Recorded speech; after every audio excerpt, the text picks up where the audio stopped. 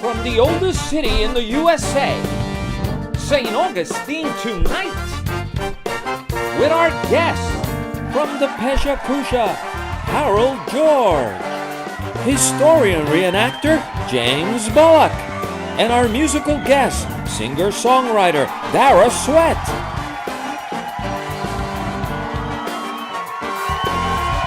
With your host, Jorge Rivera.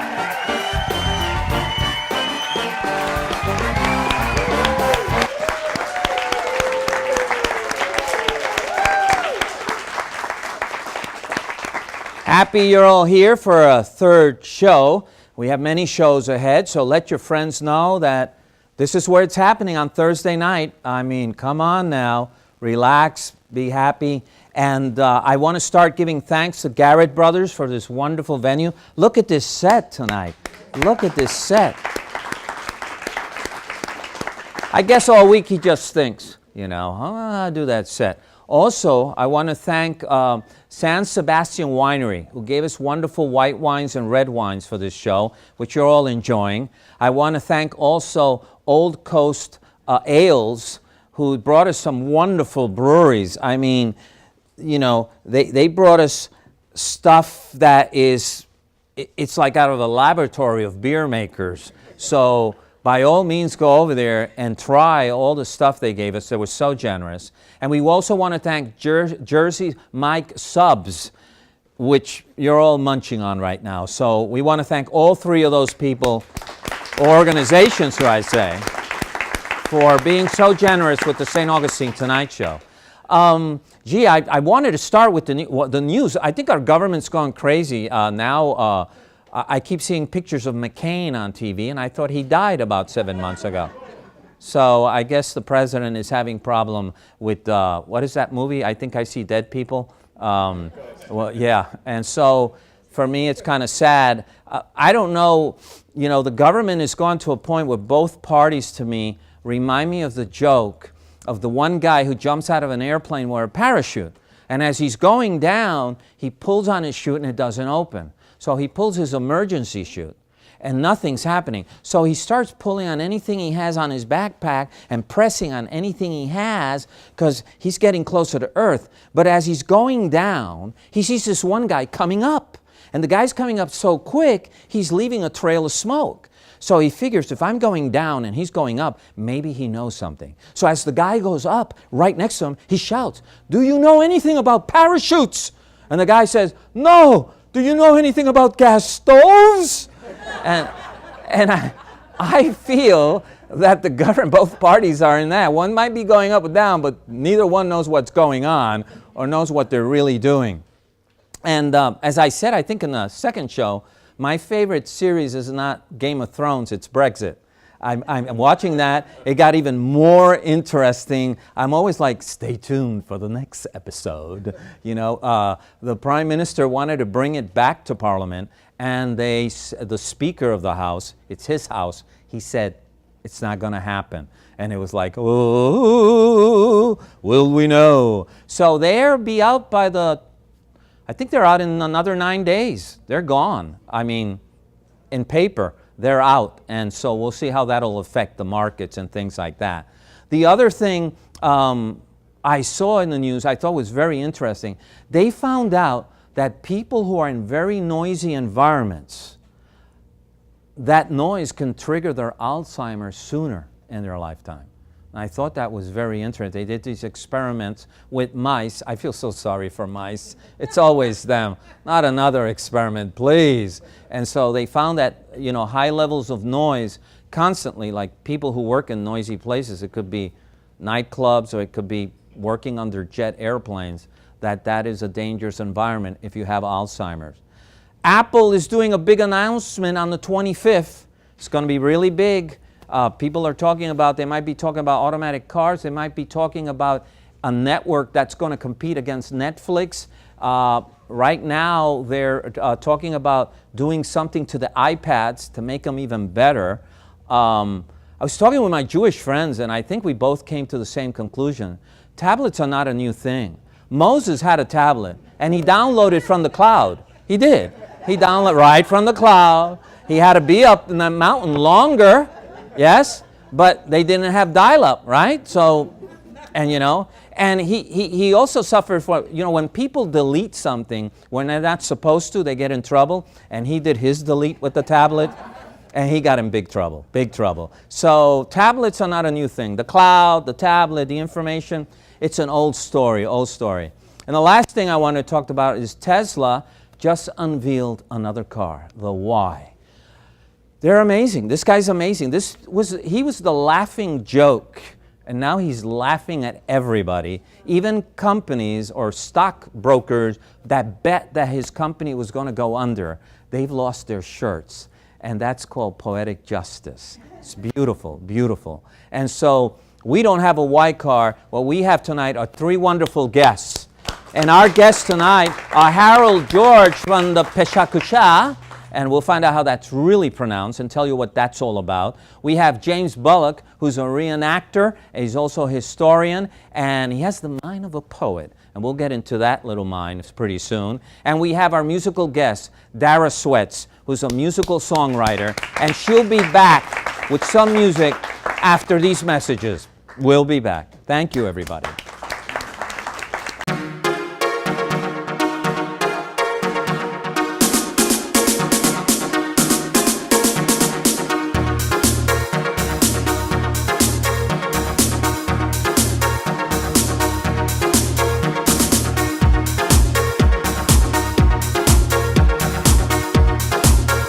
My background is French culinary, so we definitely have a European style to what we do. But I think also we're lucky with what we get around here as far as produce, so we're very spoiled with that kind of thing. Being able to get our vegetables delivered weekly, go out to the farm and pick up our cheese, things like that. So we're very influenced by our environment. Sourcing the way that we do seasonally is definitely something that keeps us creative. It keeps us doing something different every day. And especially now that we've started opening for dinner, it's really kind of going out there and meeting the guy at the dairy farm, meeting the guy that grows our cauliflower. Those are the kind of things that I think make it exceptional.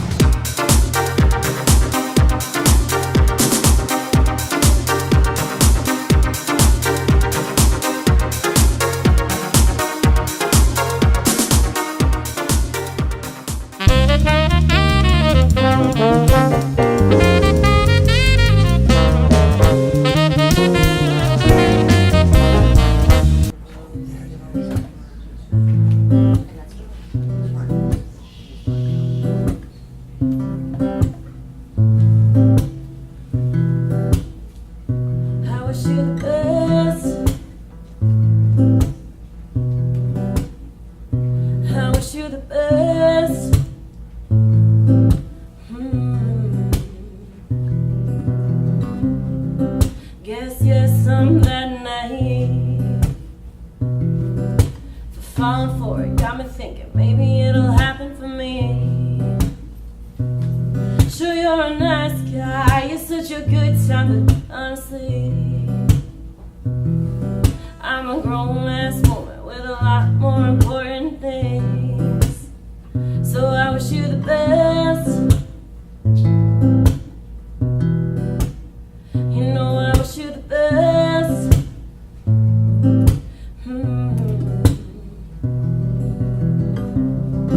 I've been down that path before, and thinking that I'm not enough's not something that I think anymore.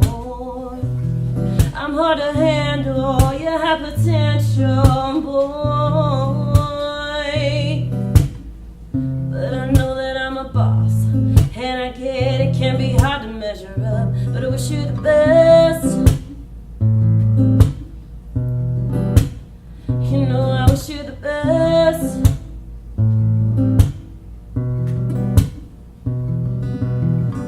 It's not your fault, I know some things ain't meant to be, but I'm going places and it's cool, you're not ready. So I wish you the best.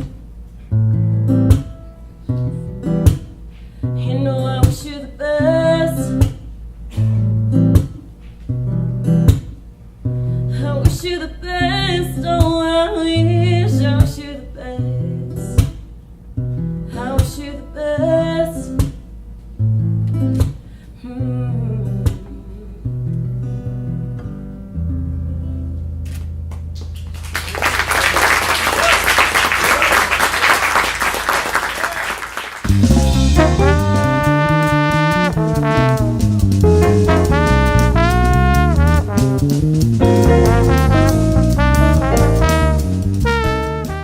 We're back, ladies and gentlemen. We're back with Harold George. Harold George.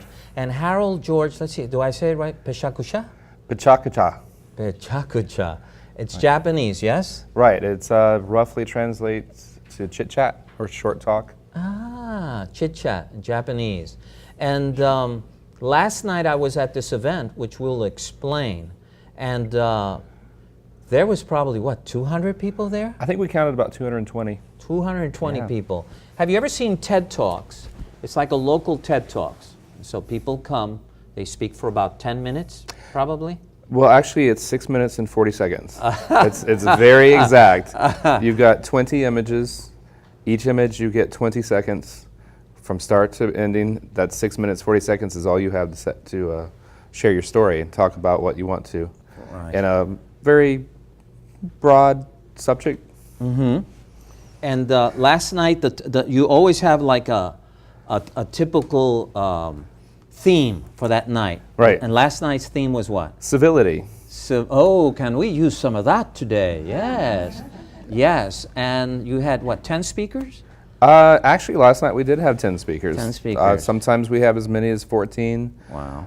I think the smallest number since I've been aboard is 8. Mm-hmm. It's free. It's free. And it was at the amphitheater. Right. This is our third time in a row at the amphitheater. Yes. We move around a bit. We're in search of indoor space now that the summertime is coming, but Okay. we'll see. We rely heavily upon, support from the public, Yes. other organizations, Yes. and the amphitheater has been Yes. amazing. Yes. So let's get a little bit about you. Where were you born? I was born in Two Harbors, Minnesota. Minnesota. Right. I have absolutely no memory of it, but You think the cold weather did that? well, my father was in the Air Force, and so we lived in a town. When I finally looked it up on the map, like Google Earth, there's 44 houses in a horseshoe next to a radar site in northern Minnesota, and lots of forest. And so I think that's why my mother was like, "No, we're going home." Oh. Right. And so where- this is her home. This is her home, St. Augustine. Right. So your mom is a natural. She was a native. She Wow. was born on Arenta Street. Oh. Back in the day. But, my family was in the military, and I was the youngest of a large family, and so they moved around. By the time I was 4, I think we lived in about 5 places, so it was nice to finally eventually settle here. Settle here. Mm-hmm. And so you've been here how long now? Off and on for 44 years. Wow. Right. Wow. And moved away a couple times. Okay. You always come back. Right. And what do you like about living in this part of America? Well, Florida is got about 17 personalities. Every part of the state is different. This part of Florida, at least we have nice weather, cool weather. Right. All those things. But there's something special about St. Augustine that has very little to do with it as a historic site. I mean, that's the draw for a lot of people. So what do you think is the draw here in St. Augustine? Well, people come here and they get us, there's some streets that remind them of small places in Europe. There was, hopefully it will somehow stay alive through all the changes, a sense of community that has to do with music and the arts that has more of a, what do you want to call it? It has a real simplicity, and at the same time a friendliness and a warmth. Okay. And at the same time, we're a small town that always has new people because of the Yes. draw of the tourists. Yes. Yes. So it has a lot. I had a friend once refer to St. Augustine as a town of surprising contradictions. I like that. Yeah. And so now, how did you get involved in this Pecha Kucha event? What is the Pecha Kucha in the larger sense of the world? Well, it started out in Tokyo. I believe it was an architectural firm, but Okay. or an advertising firm, one of the A's. Okay. And the powers that be felt like their new young executives were doing a poor job of making impactful and brief presentations. So they were the ones that came up with this format and this idea, and it's spread to over 700 cities around the world. Wow. And so I kept hearing about it and seeing this thing happening on Facebook. Somebody would be like, so-and-so has attended Pecha Kucha, and be like, what is this? What's going on? And I noticed a lot of interesting people always going to it, and I'm just like, and it took me a while to finally latch onto it, and then I went to one at Paper Route a couple of years back. Yes, I was at that one too. It was the coolest cross-section of St. Augustine I've been to. There was. I struck up a conversation with a man who, we started talking as if we'd known each other for a long time. Turned out to be one of the local judges. Oh, wow. It really puts people at ease. Yes. But it really just brings people together to share ideas. Right. And so I said, I have to be part of this. And so I sort of stalked, the organizers for a while, and then got to be part of it. And then for some crazy reason, they invited me to help them organize. And so now, St. Augustine, we're having them in St. Augustine. Any Right. other towns around Florida that they're happening also? I know that Jacksonville has a chapter. I'm not sure how recent any of their events have. Gainesville. Okay. I know that my friends, and I have a friend who's just started to host them in Fresno. Okay. Philadelphia. I mean, all over the place, essentially, where there's a crowd of people that have stories to tell. And so how often do they tend to happen? It varies city to city. Some places have a much more formal experience. Some places charge admission. Ours are free, and that's our goal, is to keep it free. We would like to do it 4 times a year. Okay. Sometimes that's hard to do. It's very hard to get everything in place. Yes, because you got to pick up the theme, and then you got to find all these speakers. I mean, we already know what our next event's theme is, but we're not sure where it's going to be or how we're going to make that happen. Could you share that theme with us? Sure. The theme is Big Idea. Big Idea. So, I mean, that's broad enough and at the same time challenging enough, we hope. Okay. And so then, once you pick the theme, what are you, like a board that decides who the speakers are going to be? There's 4 of us that knows a ton of people. We throw it out on social media. Right. We hound our friends. People there's a lady sitting in the audience I see. I remember one night thinking, she looks like she'd be really interesting. Next thing you know, she wanted to be a part of it. So it's kind of a word of mouth. And if you see one enough, I think there's something infectious about it. Because everybody gets to share a piece of themselves. Public speaking is always a challenge that a lot of people like to take on, and and it is always a good time. Yes. Last night, I think the most impactful for me was she's African American, but her parents are from Sierra Leone, Africa. That's right. And she was talking about being the black person that walks in every circle and all the attention goes towards her. Well, and she talked about the fact that, everybody of all walks of life have to work constantly against the fact that we look at someone and we start to create their story for them before we know anything about them. True. Human nature is challenging. Yes, and then you had a young kid from she was from high school. Yeah, there were 4 high school students last night. Unbelievable. If you would have seen how articulate, a lot of people have contacted us to say how much they enjoyed it, and especially the kids. Yeah, the other kid talked about nightmares and solutions. It was M. He talked about the challenge of the fact that everybody's doing this these days with this thing in their hands and their pocket, and it was really neat to see a young person talk about the fact that our technology is causing us to do a lot of things that are harmful to our interaction with one another. And the point that really hit me in his talk was that he was saying that the addiction to the phones damages the same neural parts of the brain as using cocaine does. That's true. And that was like, whoa. Because I know people who just cannot put that phone down. Oh, sure. They're like they keep looking and looking.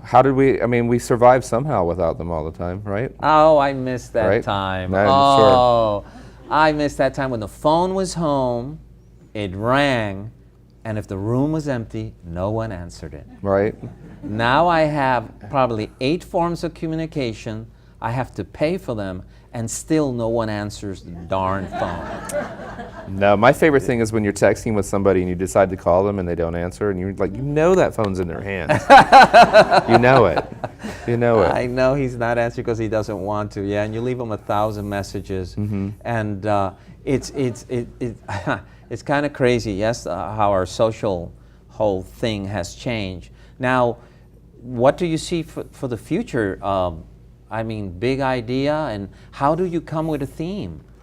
You know, I think a lot of it's just this brainstorming experience that we have with the four of us get together around the table with some refreshments and just think about things that we want to consider. And, you know, there was one in Gainesville recently that was unrequited love. And I thought, what a cool topic that would be, you know, and like it makes you think, like, well, what could I come up with that would suit that? Right. And, you know, I might do a presentation myself next time on my big idea would be the great American novel, and what does that mean? Oh, you know, so you're getting philosophical now. Well, I think that's the idea for us to think, and also just to consider. Right, and so now, if anyone in the audience wanted to know when these events happen and how to know when they're going on, where would they go? Probably the easiest would, well, you have a couple of choices. There is a website for worldwide Pecha Kucha, and that's spelled P-E-C-H-A, separate word K-U-C-H-A. And you go to that and you can actually search cities and you'll find St. Augustine. And what's really cool is you can see the presentations from previous events. Because what we'll do after each event is we'll upload the slideshows that were created, and their audio is recorded. You won't see them, you won't see the audience, but you'll hear and see their creation. And that's where the announcement will come as far as the next event's theme. Plus Facebook. Facebook is probably the most immediate way. Facebook, if you sign up for the Pecha Kucha site for St. Augustine. What makes it so interesting is every presentation is very powerful in such a limited time. And the slides are very impactful. You had the lady who's the hairdresser. Yes, Jane Moon. And that was amazing. And she talked about all the beautiful people she's met through cutting hair. And she talked about one guy, she cut his hair for a long time, he had a brain tumor. And all the stuff she learned from him about life and so many things and the jokes. And of course he was going to die eventually. But it was very touching and it was powerful. The audience is just, is very powerful. So yeah. And these are people that live around us, that we know every day, that are part of our lives. And you know, everybody has a story to tell. Everybody has something to say about a topic. I would say for the greater majority of them are interesting, are fun, and it's, you know, some people get their adrenaline high from roller coasters. A lot of people do it from, you know, getting up in front of people and being personal. Right. So it's cool. I thank you so much for coming and sharing with us the Pecha Kucha. Thank you. And may you keep. I find someone told me there's all these little lights in the world that you go to recharge and keep yourself positive and keep yourself like it's great, and that event is one of those little lights on the planet that you say there's 700 of them, and it's a must. It's a must. It could be a church, it could be a retreat, it could be an event like that, and you say there's hope. There's hope for us. There's a lot of hope. Yes. For sure. Thank you again. Thank you. And when we come back after these messages, we'll have our second guest. My name's Theo Garrett. I'm the owner of Garrett Brothers.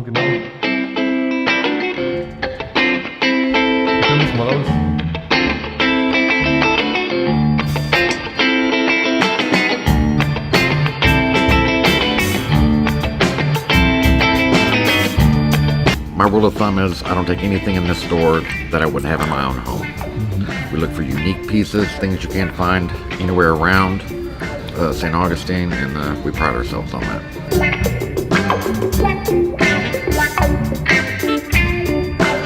We have more than furniture. We have 1967 Vespa. We have anything that you can think of that would be fun and exciting. You're going to find it here. Sculptures, art pieces. We have a wonderful selection of art. I hear it's like a museum. That's the most common comment that I hear. love for you to come and see me here, and we'll make you happy.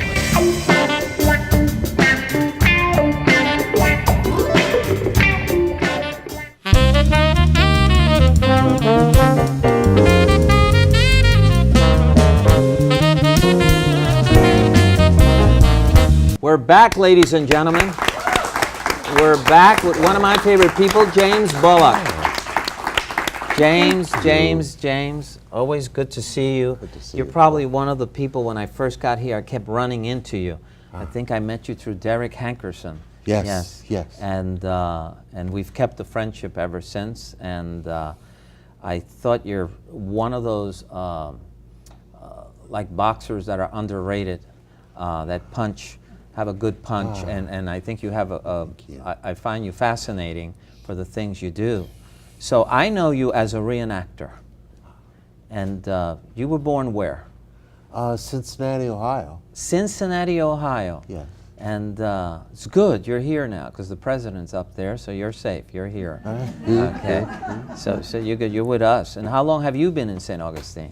15 years. 15. I've been Yes. here 13, so you got here probably in 04?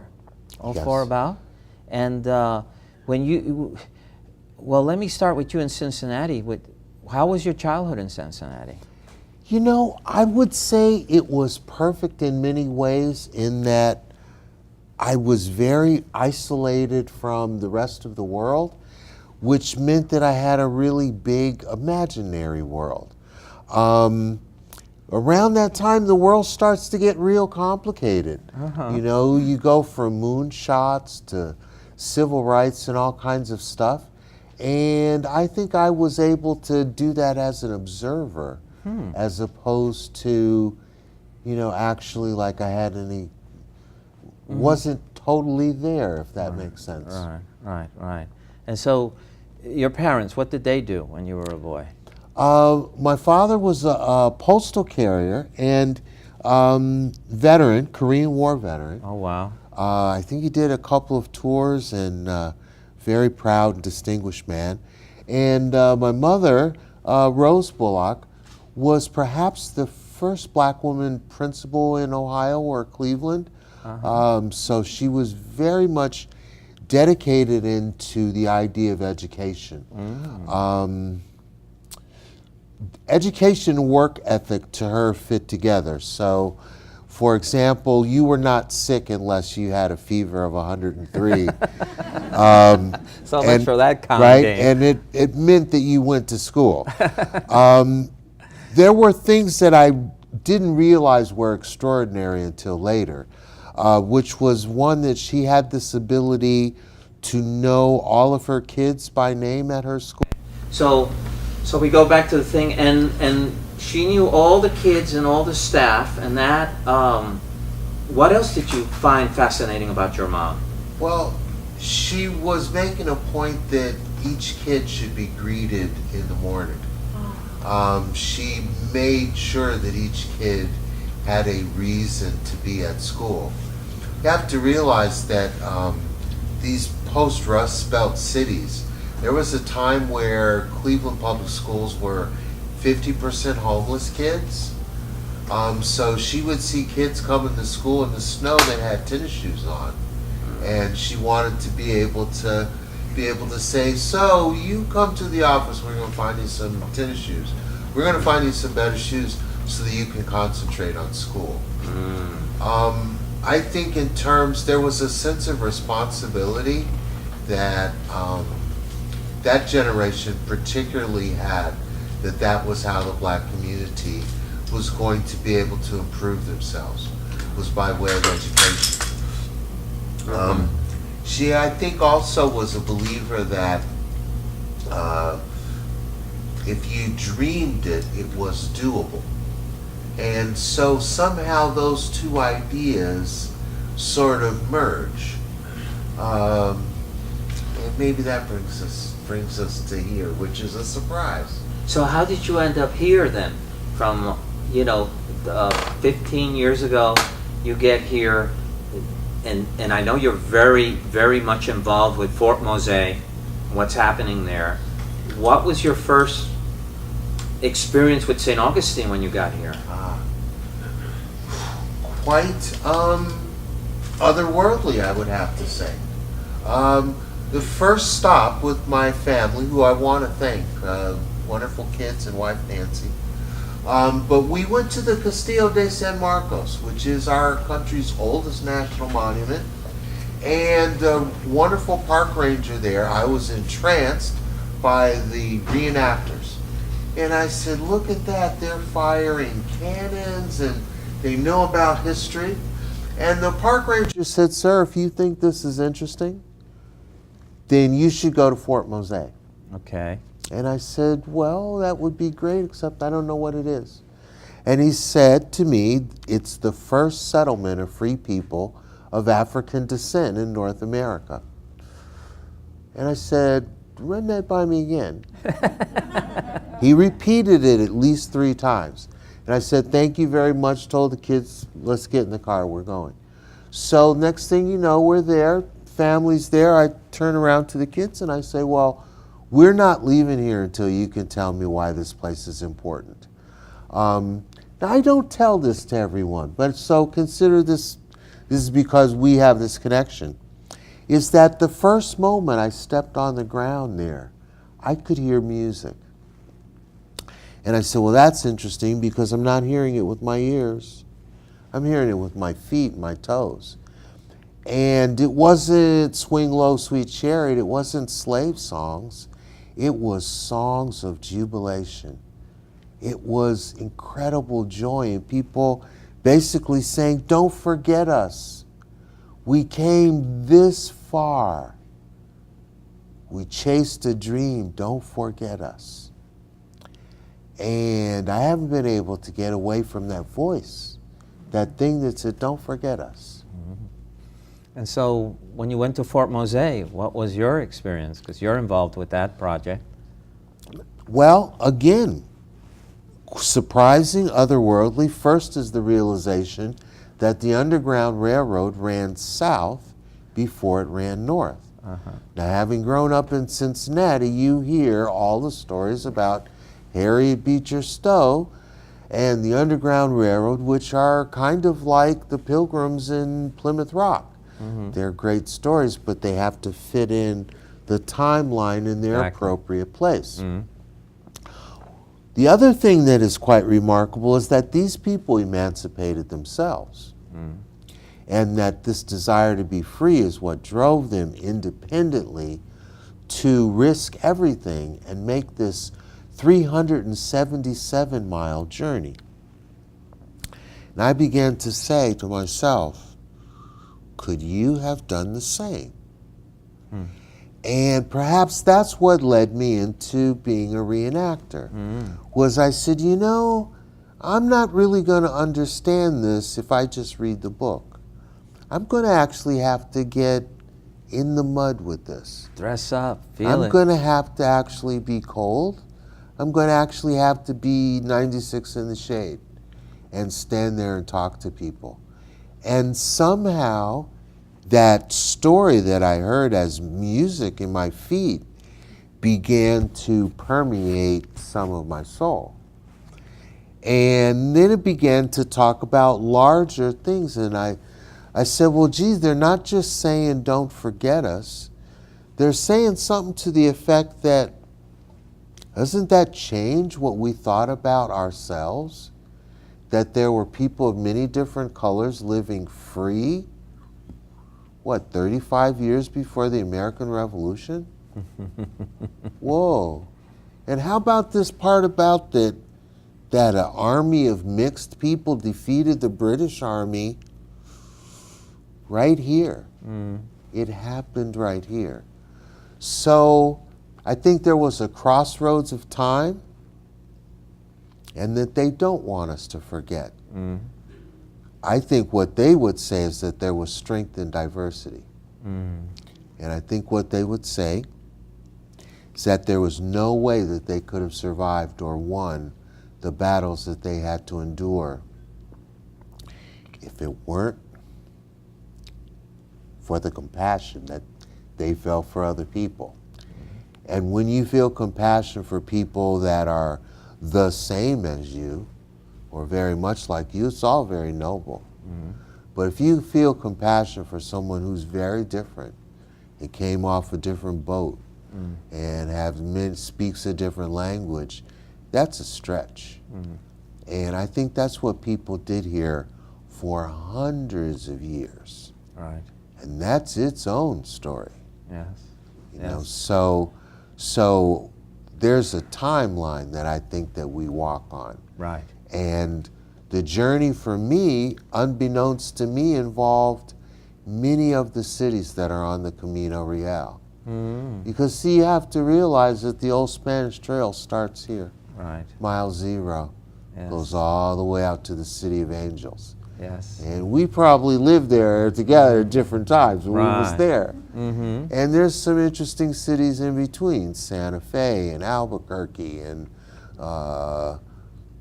New Orleans, Mobile. And you begin to realize that they all have their story too. The story is from the people who walked the road, not from the kings and queens. So my hat's off to them, and that's, you know, I felt like I needed to do that for them, and perhaps to some extent for my mom. Thank you so much. Thank you so much. But when you say that about listening to music, I remember I had a good friend from Australia, and he told me the story of him wandering through Scotland, and he was off the beaten trail, and there was this castle. It was all destroyed. Basically, there was just like one wall facing the sea, and he suddenly walked across that window, and he froze, and every cell in his body told him, "You're home, Barry. You're home." Wow. And he broke down and started crying, and his friends who were with him was, "What's wrong with you?" And he could not shake it. And even when he told me the story, he was crying. Right. For some reason, he was home. And so that story connects with that to me. And some of us can reach to the other dimension. Right. Yeah, Well, see, this sense of home, where's the boundary between home and church? Where's the boundary between home and sacred space? Right. So I think if you can create a sacred space in here, then you create a sacred space around you. Voila. I think that you create sacred space by, in the very African sense, being aware of the three communities: the people of the past, the living dead, the people of the present, and the unborn. This is why we do this, so that the world will be a livable place 20 years from now. Right. You know, I'm not so concerned about next week. Next week's a mess. But, you know, I'd kind of like it to be livable 20 years from now, Right. so that my kids can play with their kids. So the next time I see you dressed as a reenactor, I'll know why. And I thank you so much. Thank you so much. It's a pleasure having you. When we come back, we'll be with Dara Sweatt. Thank you. Very cool. At Martinez & Associates, we can help you with many things. Number one is income for life throughout your retirement, which is very important. Number two would be Medicare choices, which are very confusing. Number three is a legacy for your loved ones. And finally, keeping you independent throughout retirement. My name is Tuli Martinez. Call this number. Y hablamos español.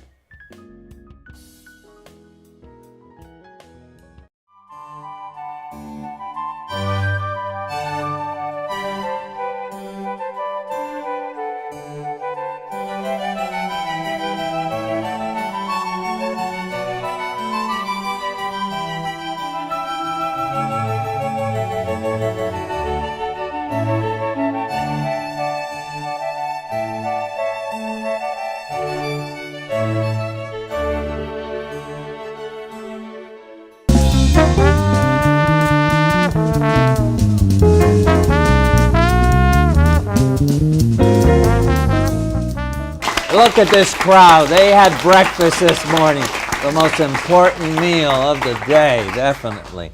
So I'm here with Dara Sweatt, ladies and gentlemen. She's a singer, songwriter, and we heard you, and you sound lovely, my dear. Thank you. And so here you are on the St. Augustine Tonight Show. We're glad you were able to make it. I'm excited to be here. Well, you know, musicians have such, especially Thursday, it gets a little erratic on their schedules. And It's Thirsty Thursday, you know. Yeah. We got to entertain. So tell me, how long have you been in St. Augustine? Well, I grew up in Palm Coast. Oh, that's so far away. I know, so far. And, you know, in Palm Coast, there really wasn't much to do growing up. So I grew up kind of coming here frequently. And my grandparents own a dealership here. So I kind of, you know, at arm's length, was growing up here as well. And I loved it. Went to St. George Street and got to kill wins almost every weekend. It was with my girlfriends. It was so fun. So. Oh, okay. So you know this community well, because really from Flagler to here. Could throw a rock. Exactly. And so my question to you is, you play the guitar, and so how young were you when you started playing an instrument?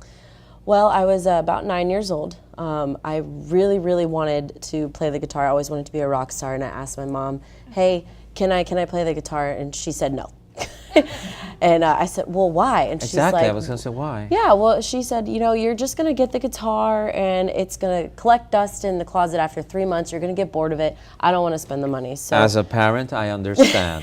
Yes. So I asked her, if I raise my money myself, can I buy a guitar? And she said, sure. If you can raise the money, you can buy a guitar. So I did, and I bought one.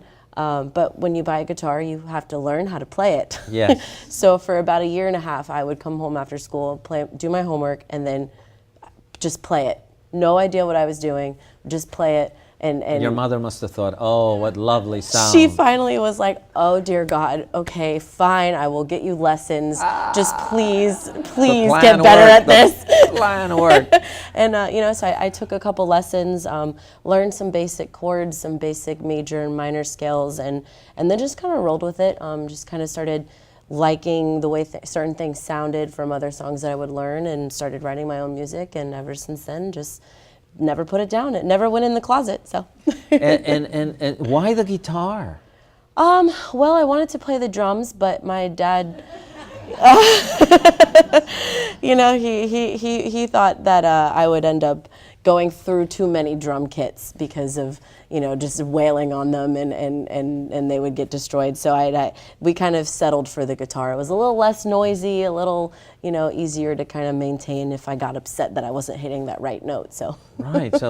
So do you remember your first gig? Yes, it was actually here in St. Augustine at Dog Rose Brewing.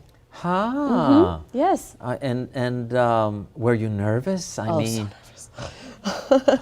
And it was a songwriters round, so it's a little less intimidating to play other people's music because, you know, people know it, people will sing along with you. Right. But when you play your own music and you're putting your heart out there, you're putting you out there for everyone to listen to and to judge and to kind of take in, and the feedback was awesome. But you know, it was very intimidating. Like, what if they don't like my music? They don't like me. Right. If they don't like my songs, they must not like what I've been through. They can't relate to me. And as a songwriter, as a musician, you want somebody to listen to your music and to relate to it and to understand it and to feel something from it. Right. So it was. So that song you played was one of your songs. It's actually a single on iTunes right now. You can buy it. When do you remember the first songs you were playing on the guitar? When you started learning, what was like the first song you wanted to learn? One by Metallica. There comes the rock star thing. Yep. So, One by Metallica. And when did it suddenly hit you that you wanted to write a song and play it?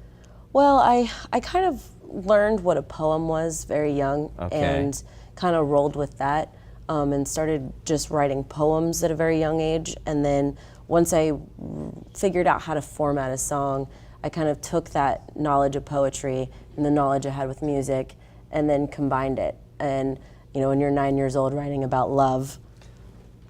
Yes, that's a long life.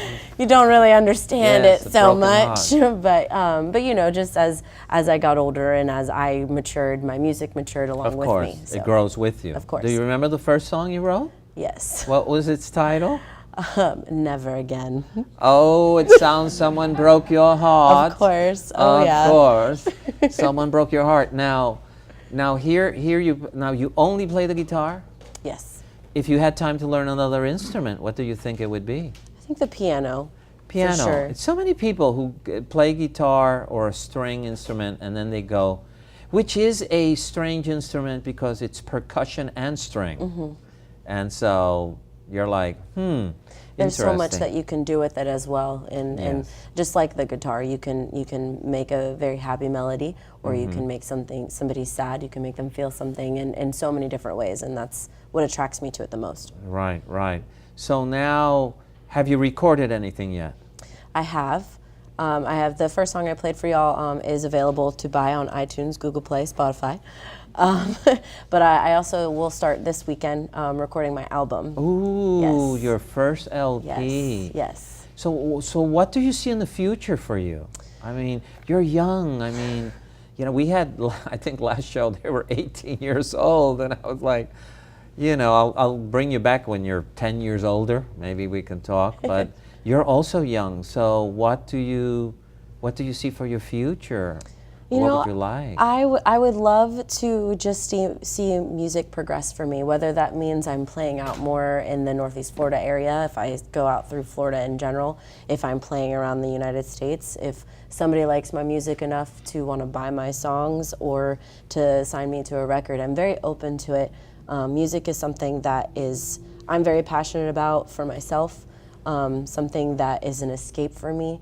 So I am just very fortunate and blessed to be able to wake up most days and know that I'll be playing music for people regardless of what extreme that means.